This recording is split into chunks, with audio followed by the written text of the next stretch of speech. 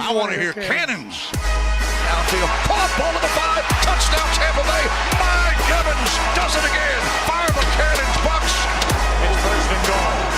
That's picked up. That's picked off, and who else? Rondé Barber. And the Tampa Bay Buccaneers may ride to the Super Bowl with that one. Third down, 18. Dropping Gannon, looking Gannon. Throws up with the head to the side. 30. Derek Brooks 30. Brooks to the 25. 20. Derek Brooks all the way.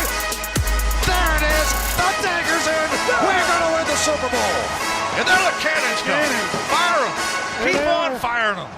Keep on firing them. Welcome back to the channel. It's Rhett Matthew of the Cannon Fire Podcast here on Ref the District to break down playoff football between our Washington Commanders and his Tampa Bay Buccaneers, a rematch of Game 1, Week 1 for both of these teams.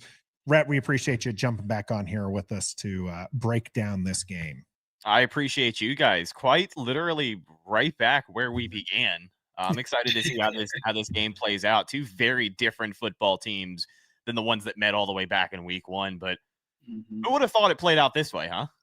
Yeah, I wanted to go back. I didn't get to it just yet, but maybe I'll have to go back up, make a short out of this to see what we talked about Week 1, and if maybe we predicted seeing each other in the playoffs, because that's what ended up happening.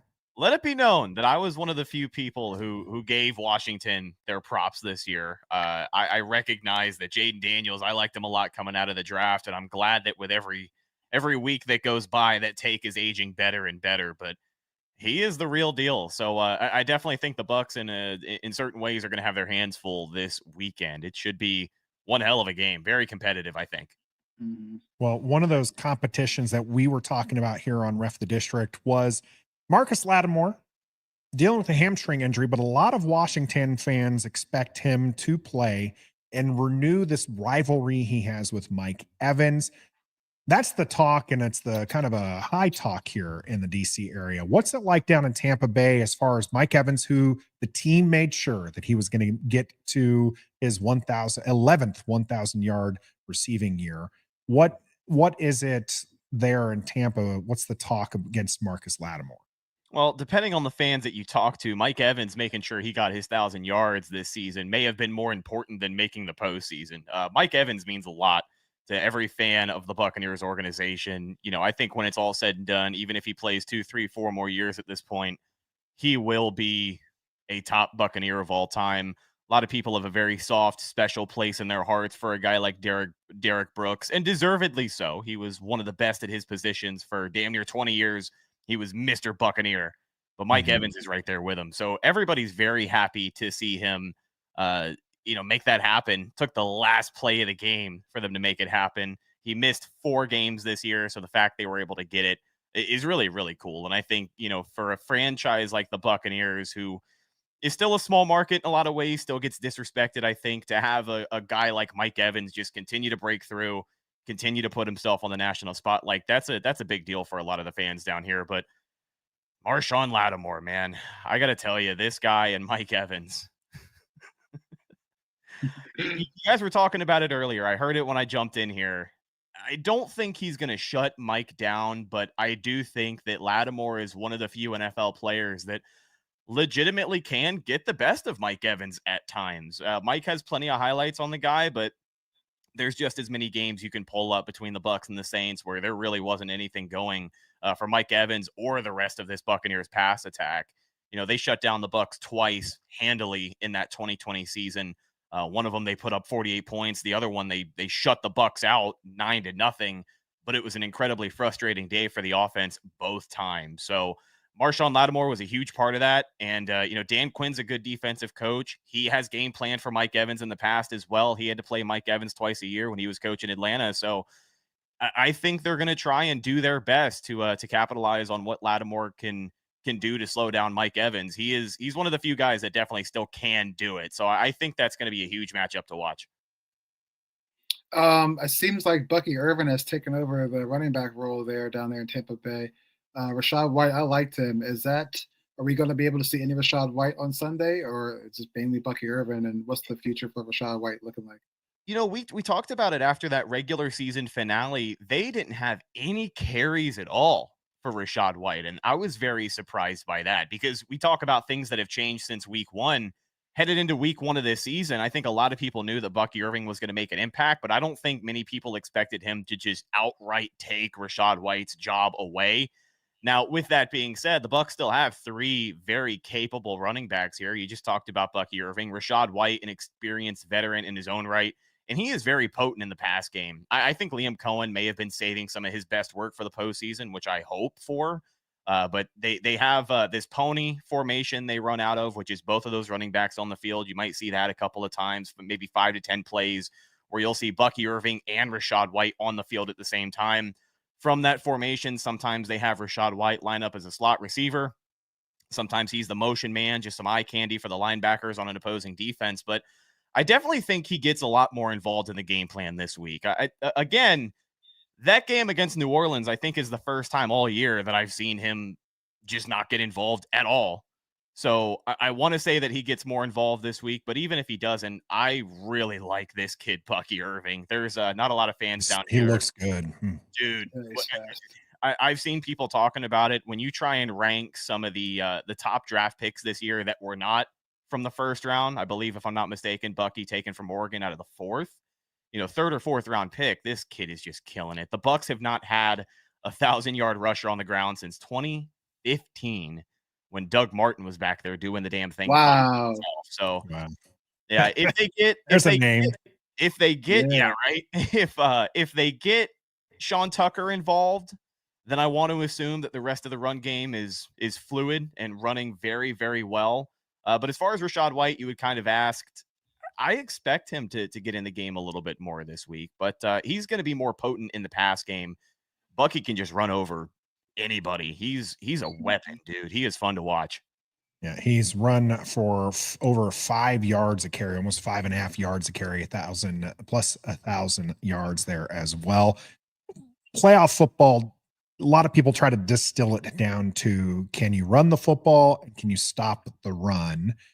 Where does Tampa Bay run defense, line up against this potent Washington, who does have their own strong rushing attack, whether or not it's Jayden Daniels, Brian Robinson?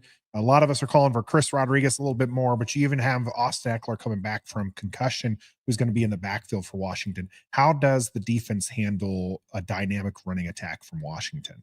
The Bucs, their defense has really been the source of a lot of their major issues, I would say, in the 2024 season. Some turnovers on the offense every now and again can cause some problems. But, really soft coverage, a poor secondary, allowing quarterbacks to throw all over has been a lot of their major issues. But I would say against the run, they've done a decent job. The only running back who really got his against the Bucs this year, I would say, is probably two, Saquon Barkley and Derrick Henry. And the only reason you can look at the stat sheet for both of those guys and say that they had good days running the football is because Saquon Barkley had like a 64-yard run, and I think Derrick Henry had an 80-plus yard run towards the end of the game. Outside of that, they've done a decent job at shutting down a lot of these very, very run-happy teams with potent running backs.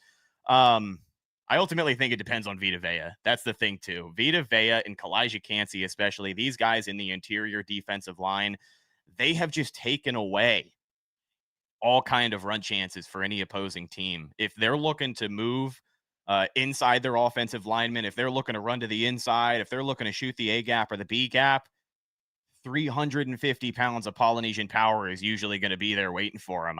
There's not been a lot of opportunities for teams to really break away and run the ball effectively. I think most of the teams who have been able to do it are the teams who, just like the Saints last week, and even Dallas when they had, lost that primetime game, it's the teams that can control the football. It's not the teams that are putting the hands on their running backs and running for 150, 200 yards to take over the game.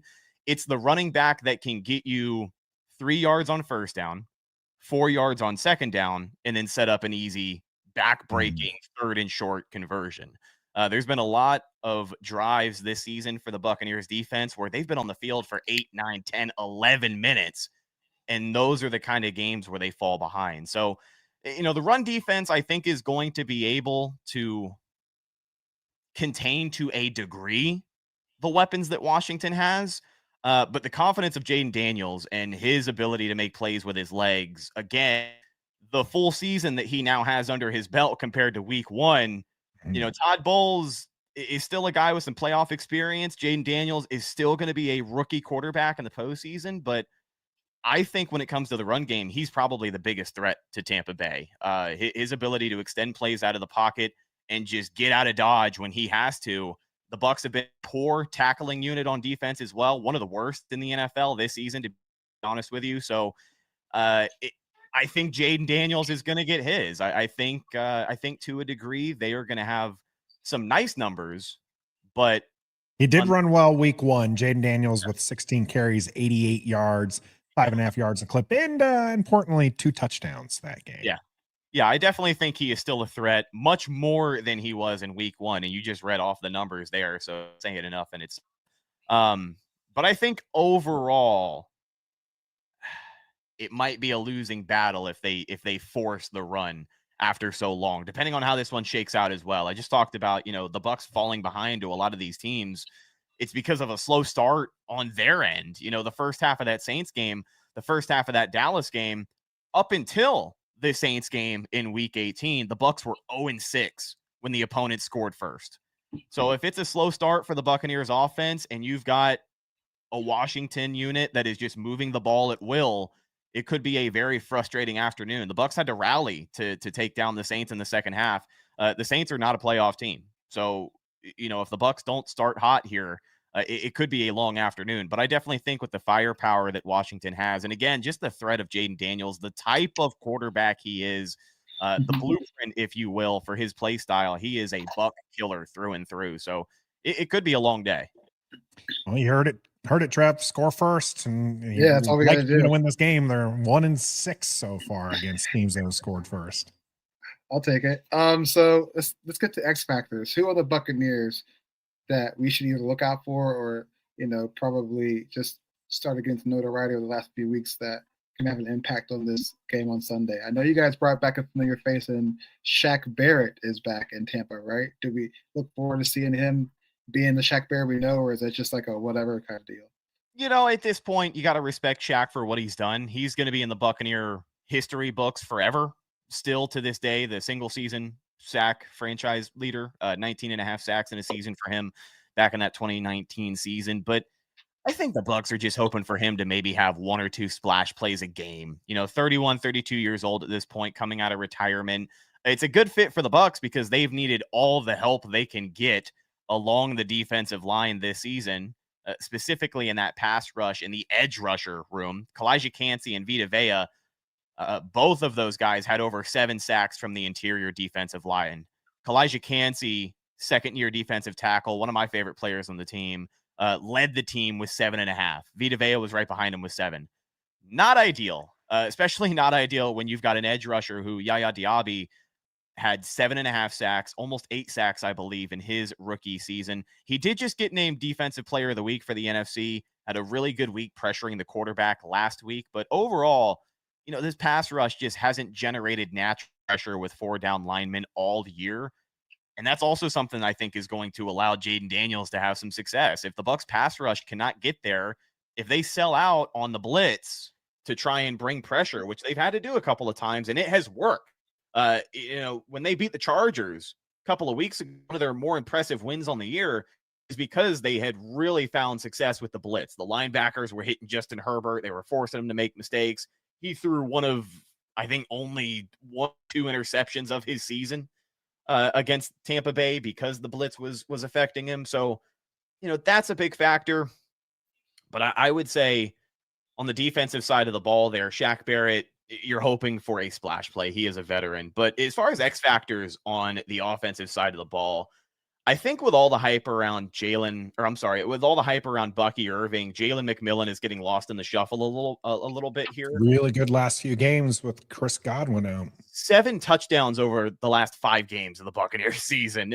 There's still parts of his game that he absolutely can step up and still develop. I think there were a couple of points this year, especially after Mike Evans and Chris Godwin had gone down and they were missing both of those guys for a couple of weeks there. You had hoped McMillan would step up a little bit sooner, But I mean, better late than never at this point. He has absolutely exploded these last several weeks.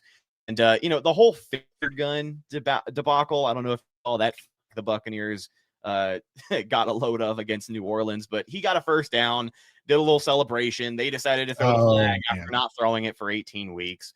But the first thing he did as a rookie wide receiver in the NFL was go over to the sideline, apologize to his teammates, and apologize to his coaches. And then 2 plays later, he caught a big-time touchdown, probably one of the most impressive throws from Baker Mayfield this season. So he is an impact player for sure these last several games. And I think his presence as a rookie is going to be kind of slept on because of Bucky Irving and the year that he's had with this offense. But Jalen McMillan, if he can keep his head on straight and he can play a complete 4 quarters, he could be an underrated pass catcher for the Bucs this week. Well, talking about maybe some X factors from the Buccaneers side and somebody who is potentially underrated league-wide, it's Baker Mayfield throwing for 4,500 yards this year, 41 touchdowns to only 16 interceptions. Kind of having a resurgence and has one of my favorite moments, maybe partially because I am a Sooner myself, so Baker holds a special place in my heart here in Oklahoma. Him stiff-arming Bosa down the line and still throwing. It's one of the best plays all season, not Washington, as far as I'm concerned. Why do you think Baker is not looked highly? And are Tampa fans as down on him as I think the rest of the league seems to be? A lot of people feel like Baker gives the opposing team more of a chance to win than he does give Tampa a chance to win. Is that the case you feel in Tampa? I think it depends on who you ask. There are certainly sections of the fan base who full on believe that he's not the guy. They believe that the Bucs cannot be a Super Bowl team with Baker Mayfield. And then there's other people who feel like he is the second coming of Jesus Christ. So I'm a fan of Baker Mayfield. I got to say, just as someone, we talk about the eye test, someone who commands respect from his teammates, someone who can light a fire up under his entire team. He is a guy that does all those things and then some. And it just makes him easy to root for. Like, for example, the turning point for the Tampa Bay Buccaneers against the Saints. They looked like crap in that first half. It was terrible. They looked like a team that had already made the postseason. They looked like a team who did not care to be there. And on the first possession of the third quarter, Bucs are trailing by 2 possessions. They need a score, right? I think 72-yard field in front of them. Baker Mayfield uses his legs, converts for the first down, lowers the shoulder, decks the safety, and then stands over him and taunts him. Could have had a flag, didn't get a flag. But in Baker's defense, the rest of the offense came over. The offensive line started pushing and shoving. Right. You got guys getting vocal, guys getting animated. And I got to tell you, that's what that team needed in that moment. He knew exactly what he was doing in that moment. He walked away from that one like a boss. Like it was an explosion going behind him. And in his defense, it wasn't that he just nearly stood over the guy. And because he pushed the guy back down the ground, that's where he probably deserved a flag. But the defensive player did grab Baker's jersey or his pads as Baker was trying to stand up, which forced Baker to kind of give that menacing look. But then, as the offensive line and the explosions happen, Baker walks back out to the middle center field like, all right, we got to play, guys. We got to do something. And you're right. It was a great turning point for the Buccaneers.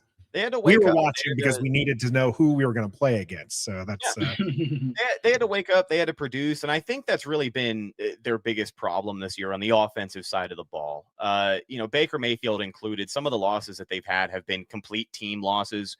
Baker, as much of a fan as I have been of him this season, he played no doubt the best season of his career.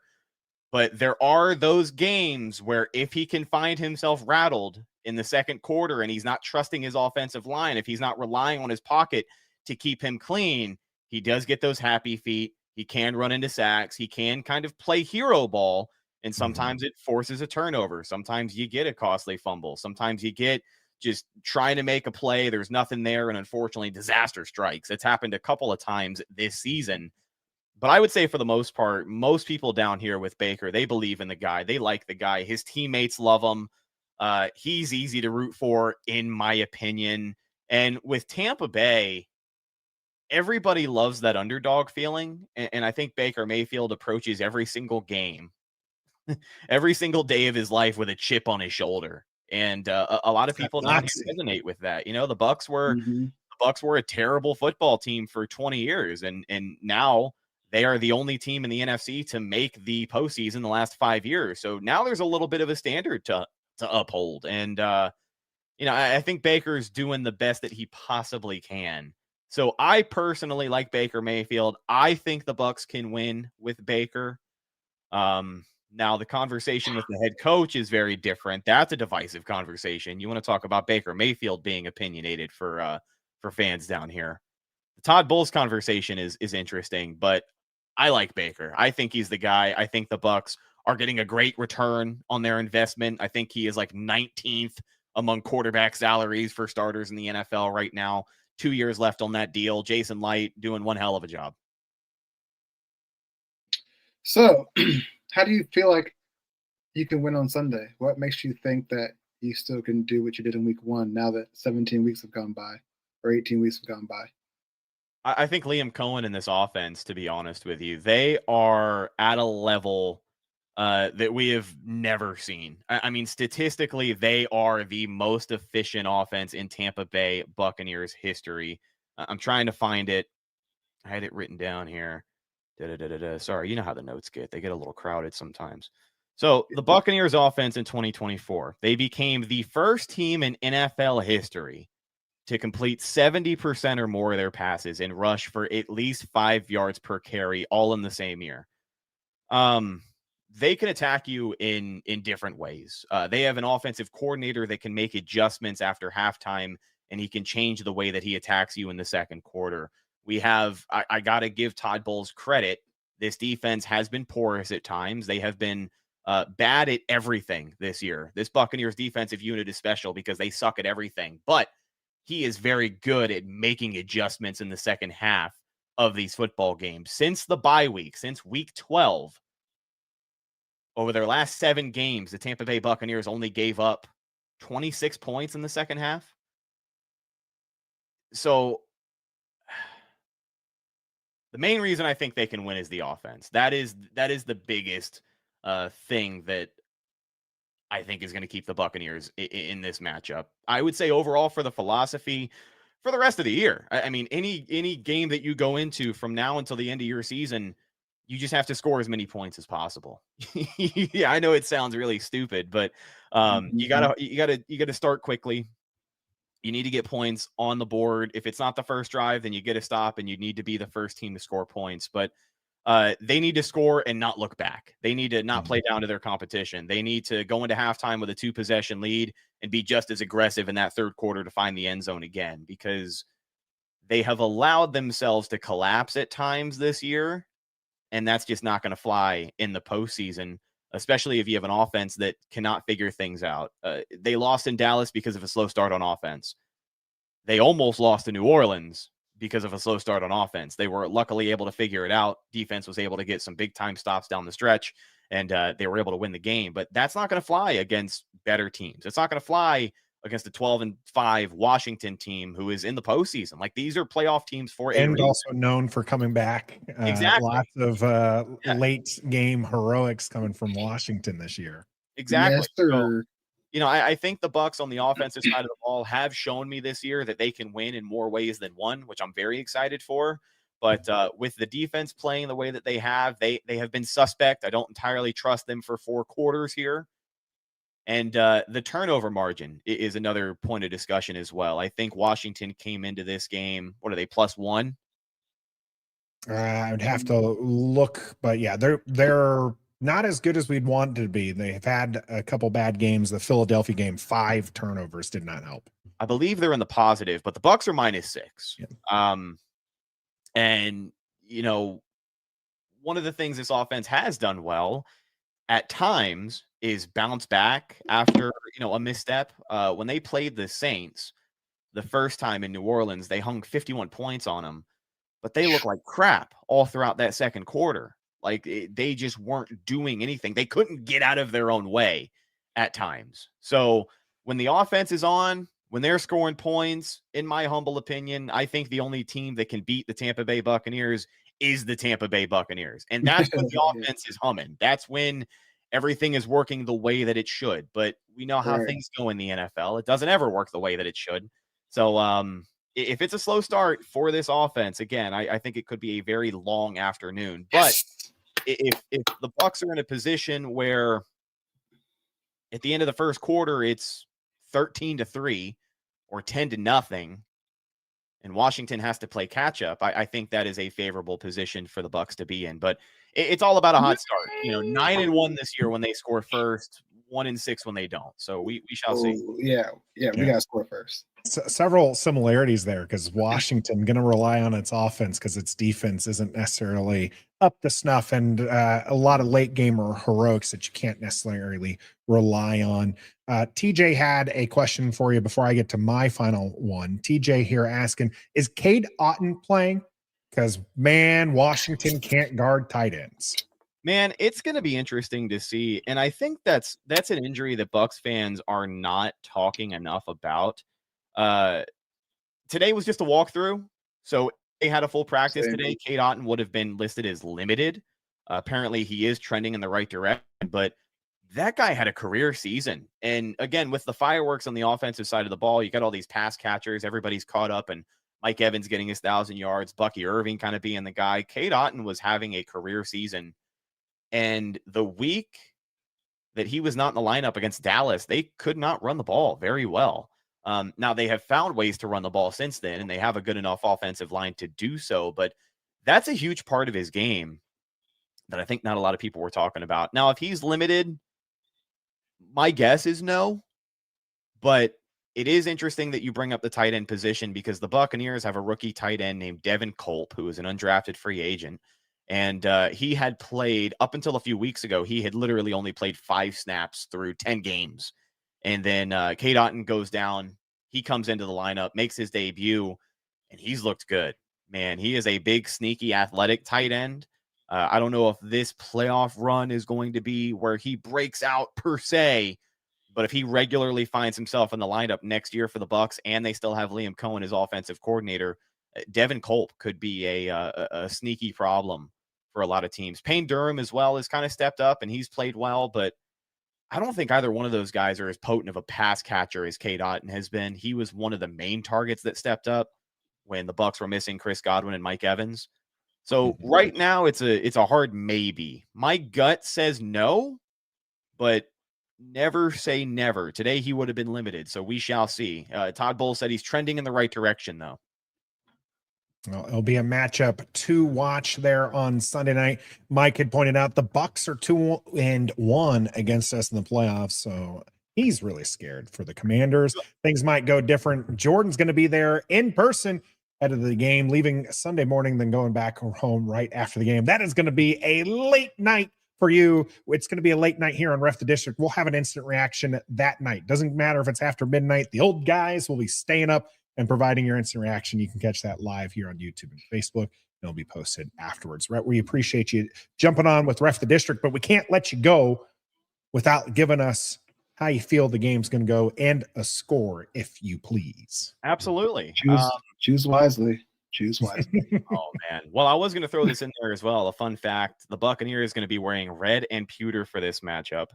They are 6-1 all time in the postseason wearing red and pewter uniforms. The one loss that they have, Washington Commanders, is to the good old Washington Commanders. So love to see. We shall see. I'm also a little superstitious about really dumb stuff like uniform colors. 2020, that 2020 season, the Buccaneers were undefeated in their white jerseys and pewter pants. They won the goddamn Super Bowl. And they were undefeated in that color combo for quite a while. I think 2021 when they lost their first game against wasn't the Rams. I don't remember. It's not important. But anyways, this is going to be a fun game. I think the NFL wants to put the rookie on a national stage, and that is another thing that scares the hell out of me. Is the Buccaneers played 4 primetime games this year? They didn't win a single one of them.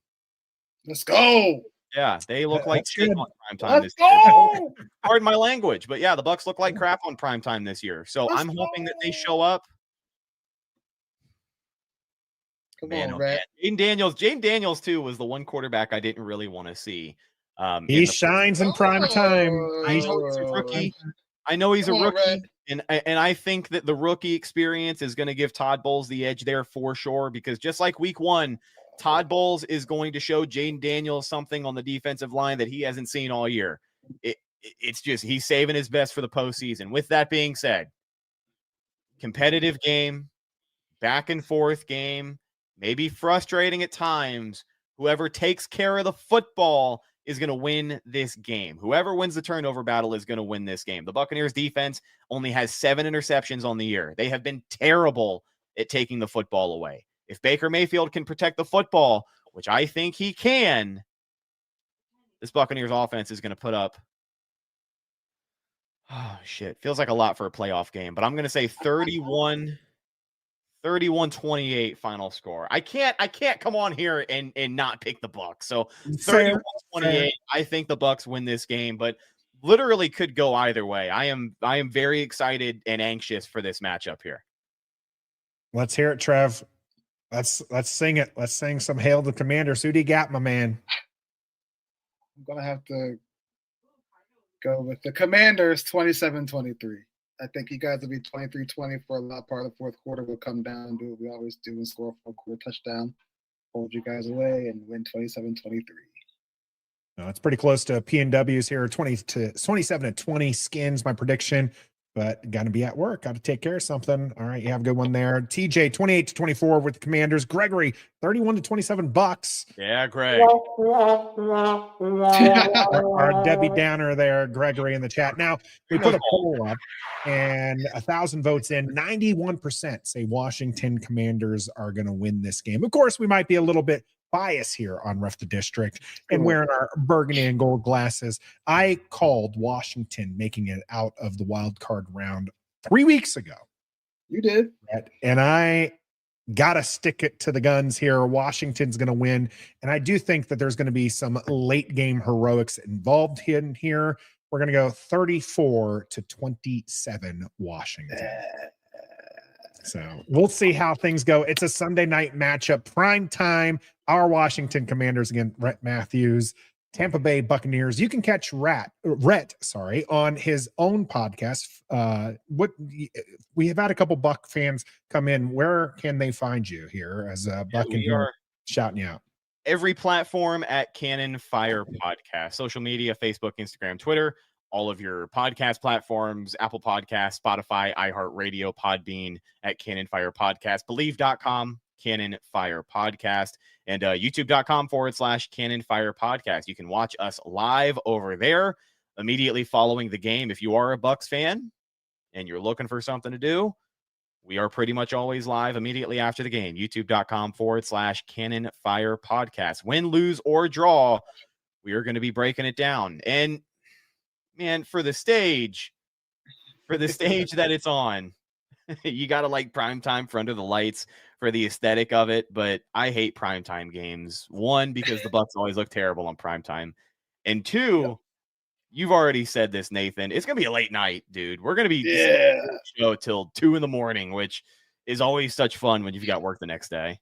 Yeah. I am thankful. This is like the few times I'm thankful to be in Oklahoma rather than the DC coast, because that 1 hour difference helps quite a bit. Yeah, it helps just a little bit. Well, Rhett, we do appreciate you coming on here. Do go check out his channel and his podcast. As you can tell, very knowledgeable there. And as Roger here is telling you, hit that like button. Be a fan here for Ref the District. This has been your game preview here on Ref the District with the Cannon Fire Podcast. Looking forward to the matchup Sunday. Rhett, you have a wonderful night here. Trev and I are going to stick it out for just a few minutes more. Thanks again, Rhett, for joining us here on Ref. Thank you, fellas. Have a great night. Go Bucs. I had to let him have that one. Why did I let him have that one?